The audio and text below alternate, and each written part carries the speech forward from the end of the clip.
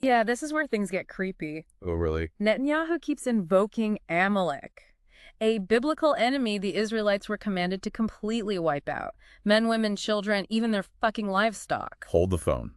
He's comparing Palestinians to some ancient enemy that God supposedly told them to obliterate. Is this dude for real? It's definitely raising eyebrows. Experts are debating whether this is just religious rhetoric or a chilling signal of his actual intent. Well, it's pretty fucked up either way. I mean, imagine a world leader casually dropping references to divinely ordained genocide. That's some seriously dark shit. It's not just the killings that are fueling the genocide accusations.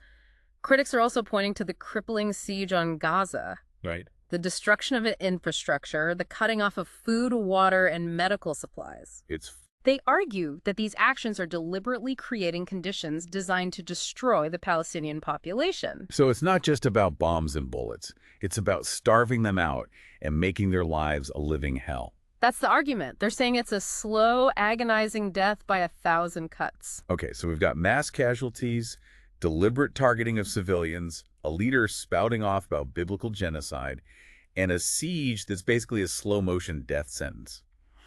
That sounds like a pretty damn strong case for genocide, wouldn't you say? It's definitely a complex situation. Of course, Israel and its allies are pushing back hard against these accusations. I bet they are. They're saying it's all bullshit, that they're targeting Hamas and doing everything they can to minimize civilian casualties. Minimize civilian casualties. Give me a fucking break. When you've got tens of thousands of dead civilians, including a shit ton of kids, something's clearly not adding up. That's a key point. Oh. The sheer scale of the destruction and the high number of civilian casualties make it really difficult to buy the "we're only targeting Hamas" line. Yeah, it's like they're trying to gaslight the whole fucking world. Right. But look, even if we give them the benefit of the doubt and say they're really just going after Hamas, what about the blockade? How the hell do they justify that shit? Right. The blockade is a huge part of this whole mess. It's been in place for years, severely restricting the flow of essential goods into Gaza. Right. We're talking food, medicine, fuel, building materials, the basic necessities for survival. So they're basically strangling the entire population, slowly squeezing the life out of them. And they call that defense.